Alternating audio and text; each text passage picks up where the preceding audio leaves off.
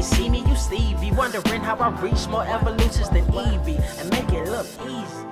Welcome back, everybody, for another round of the best comics this week. First up is going to be ThunderCats number 15. This issue picks us back up with Lion-O. We haven't really been following Lion-O as of late. Just 2 or 3 issues prior, we knew that he was captured by Mum-Ra following his defeat, but we didn't really know what was going to happen to him. We know that thanks to Snarf, he very likely got free, but outside of that, we don't really have a whole heap of a lot else to go on. We just know that he's out roaming the wastelands of Third Earth, and he's on his own. He doesn't have any of his fellow ThunderCats to back him up.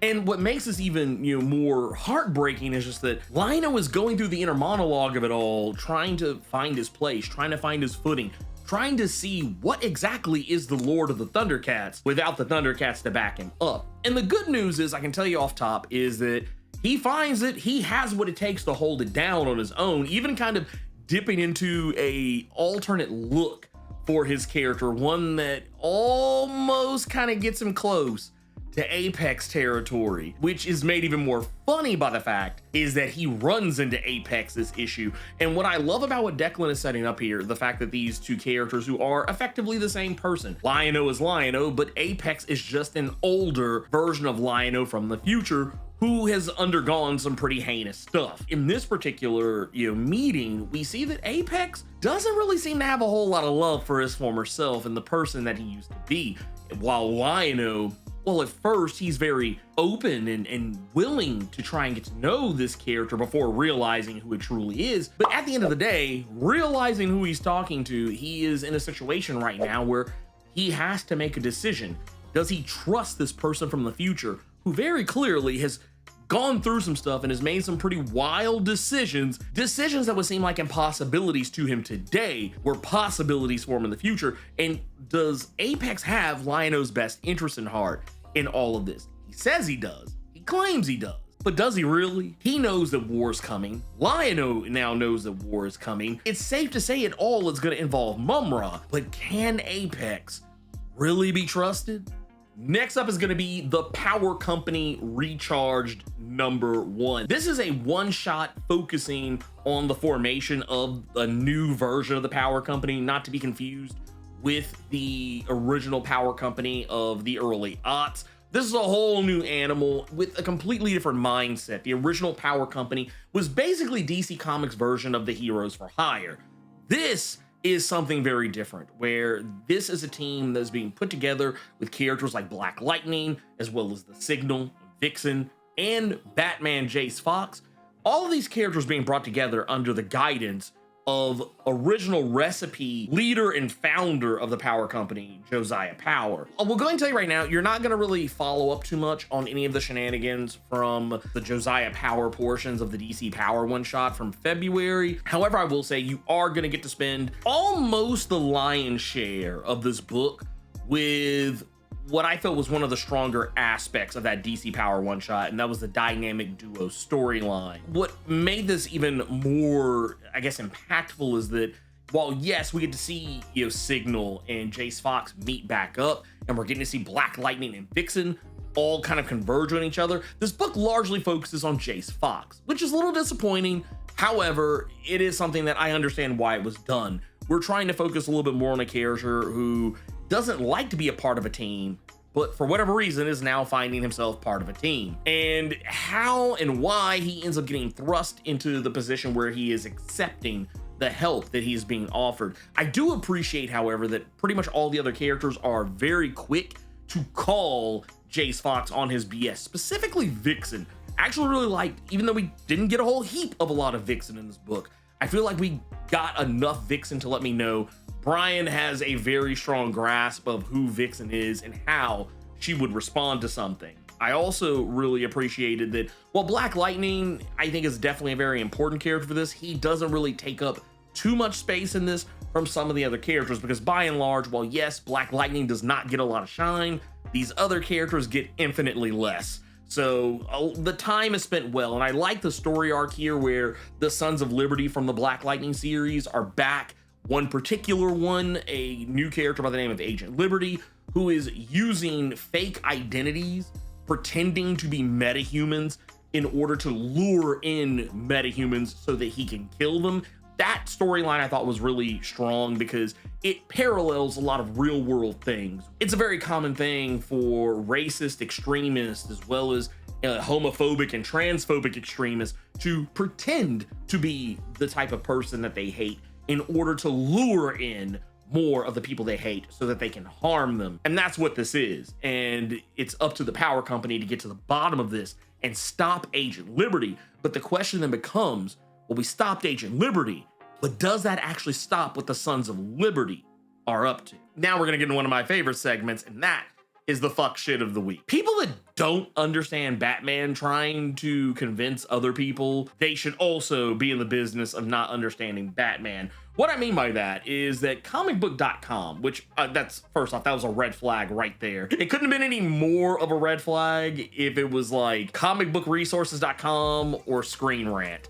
But comicbook.com ran an article. It was an opinion piece. I'm not gonna air the writer out because I don't want anyone like rushing to be hateful or anything like that. But I'll just say that this guy doesn't get Batman. Or maybe he does. Because I will say this, I thought that the article was written well. It's just that what he was writing about was incredibly fucking stupid. This writer was making an argument for why Batman's no-kill policy is a mistake. And here's the thing, the no-kill policy exists for a reason. Doesn't make sense. I agree, it doesn't really make a whole heap of a lot of sense from a narrative perspective, but here's the thing I think we all just kind of need to accept. At the end of the day, Batman has a no-kill policy. He's not getting rid of it anytime soon, and it makes perfect total sense why he has it, but at the same time, his villains, especially the more murderous variety of villains like the Joker, killing him isn't going to fix your problem. And honestly, killing all of your villains isn't really going to fix your problem either. And I know that people don't like hearing the old tired saying that if you kill a killer, the number of killers in the world is still going to be the same. It's silly, it's stupid, it is valid, it's no less valid. But if Batman killed his villains, all he would be is the Punisher. And if what you want is the Punisher, there's an entire line of Punisher comics to go read so that you can have that, because that's all the Punisher is. Punisher is basically just a Batman who kills. I mean, granted, he doesn't have the money or the playboy billionaire philanthropist tagline or anything of that nature, but that's basically what the situation is. You want Punisher, read Punisher. That's it. I feel like at this point, anytime I see articles like this, regardless of what website I see them on, just tell me you don't like reading this character. Just I'm not saying you're not allowed to have an opinion, but for real, just tell me you don't like reading the character. That's what that tells. And then trying to pass off that disdain for reading a thing onto other people and trying to convince them that they should also kind of fall in line with you, that's fuck shit. Anyway, let's get back into our next segment, and that is going to be for Void Rivals number 18. Void Rivals has really been into its A Tale of Two Cities bag, and I'm here for it 100%.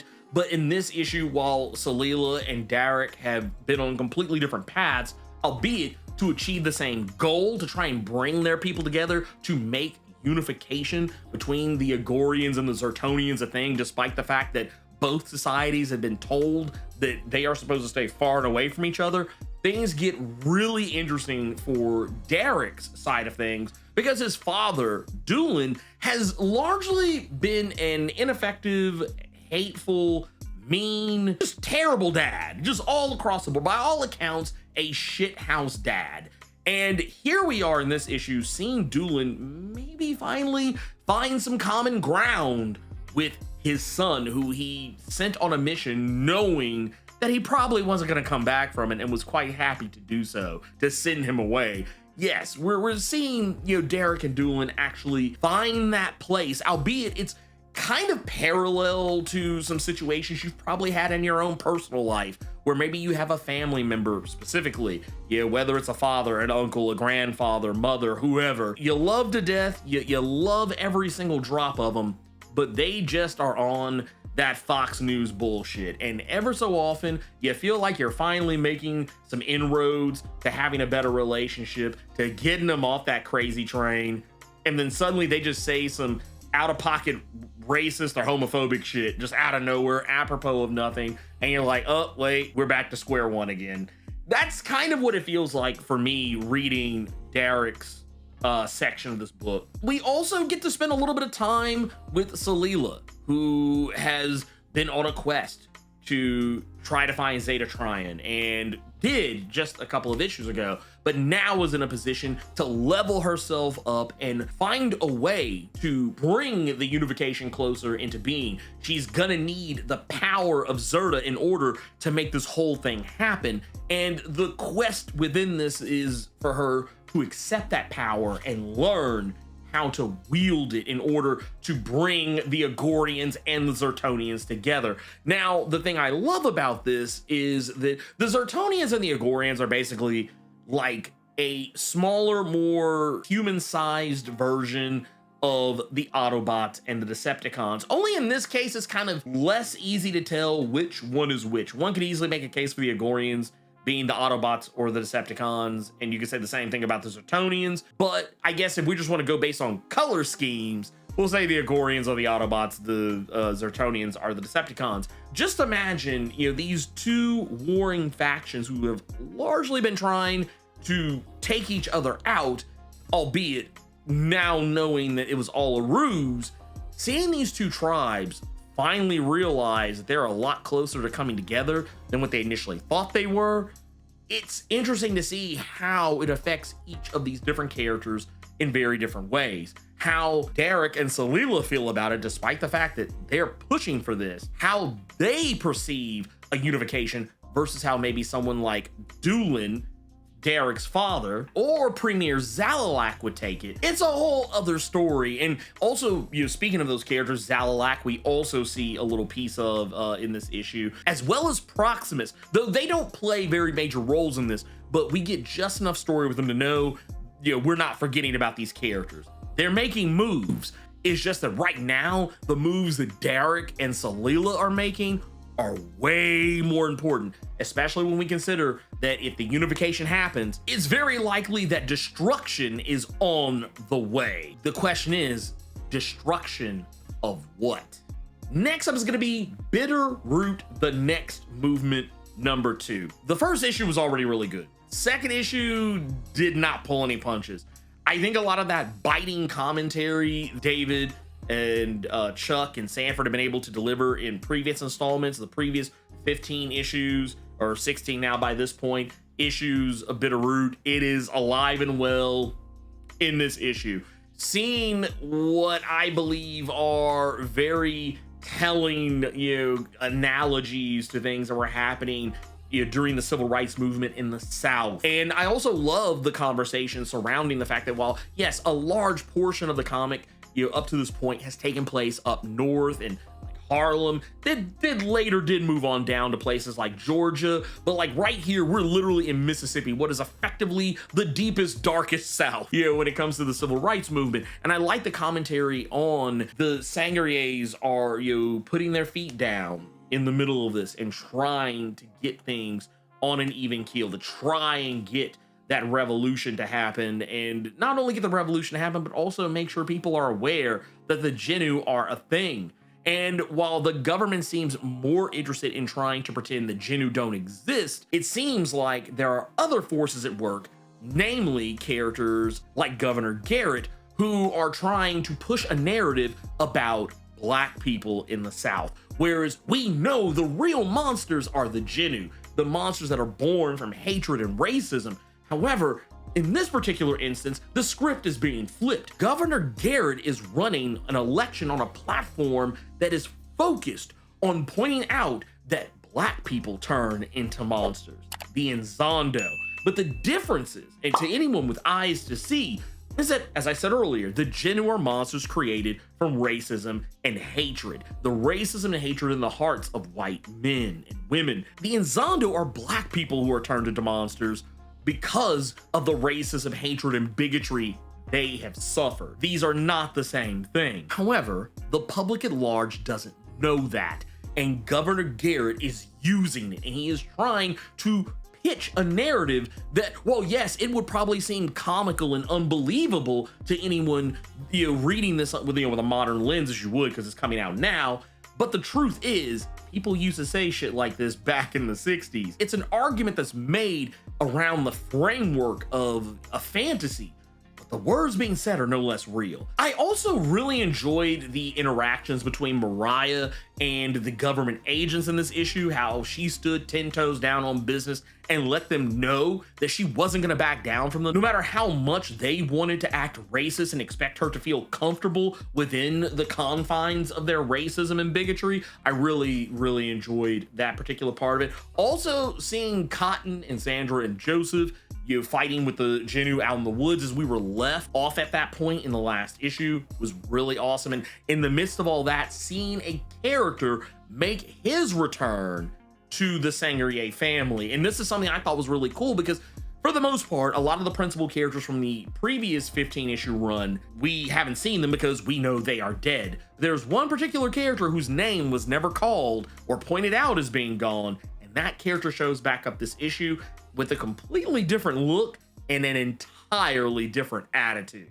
This week we're going to do Tradespotting, and for this one I'm actually going to point out a series that I have become really fond of, and I don't know, for whatever reason it just really scratched the itch for me, and that's Vinyl. Vinyl is a really awesome comic about a serial killer who finds himself in what are effectively his twilight years, and the government is hot on his heels, but he finds himself being thrust into a conflict with someone who is equally as mentally unstable as he is, but has now gotten in the way of the friendship that he delusionally believes he has with the very same government agent from the FBI who is trying to take him down. And while this may sound very convoluted, it really isn't. But the whole idea that our serial killer in question, Walter, he has some very particular character tics and even a weakness that on paper should leave him completely outgunned and outnumbered when it comes to dealing with this new arch nemesis that he's encountered.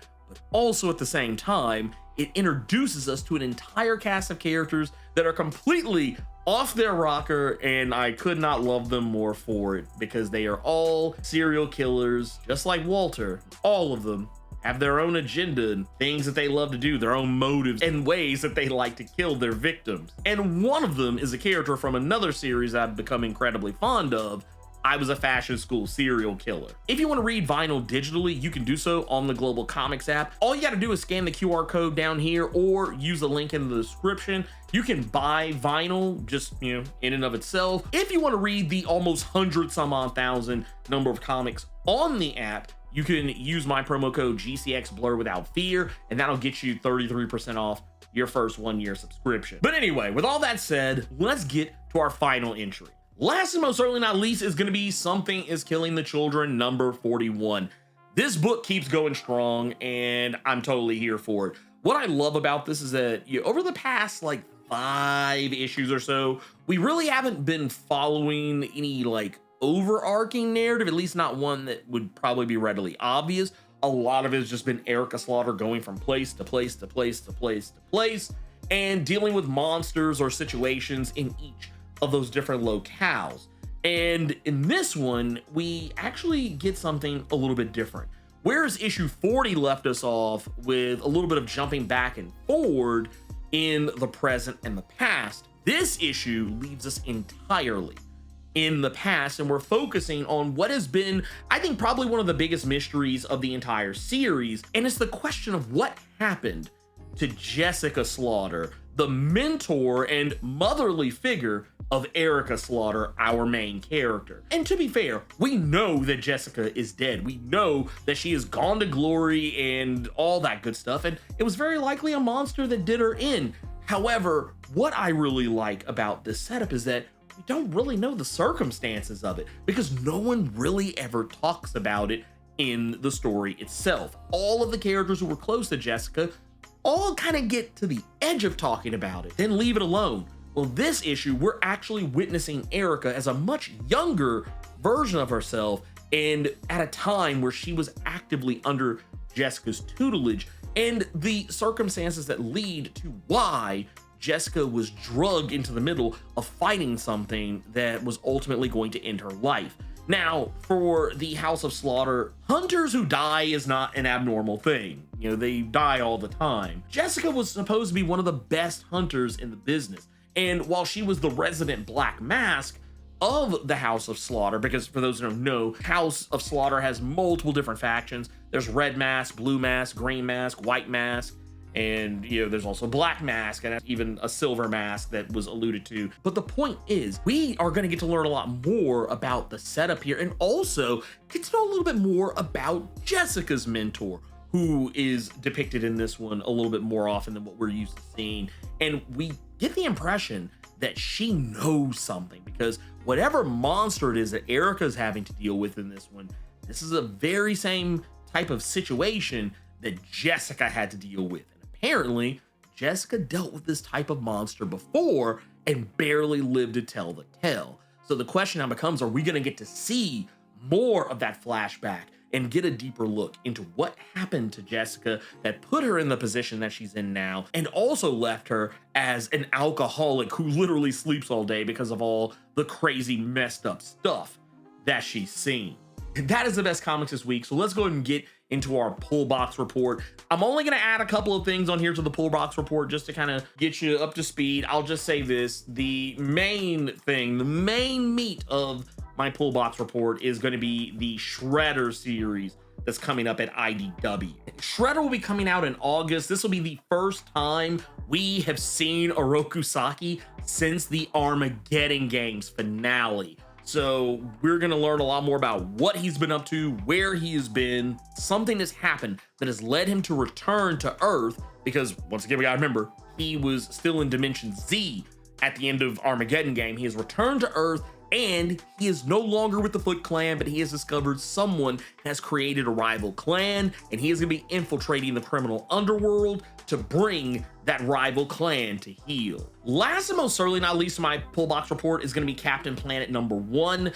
Now, this one's going to be a bit of a weird one, because technically it's a little too late to put this in your pull box, but you can go to your LCS and get them to add all remaining issues to your pull box. Because of the shenanigans that happened with the whole Diamond debacle, that kind of screwed a lot of comics, especially from publishers who use Diamond. It pushed a lot of books back. Initially, Captain Planet was supposed to come out on Earth Day this month, and that did not happen, obviously. But I have the first issue right here because of the comic claim sale that we did just earlier, or actually no, rather late March. So yeah, I've been sitting on this bad boy. I've read it. It is fantastic. So I'm gonna tell you, please put this on your pull box, please. If you are the least bit a fan of Captain Planet, trust me, it's gonna be good. And not only that, it's been given a little bit of edge, not too much, a little bit of edge, just so that like it's more up to speed with a modern day.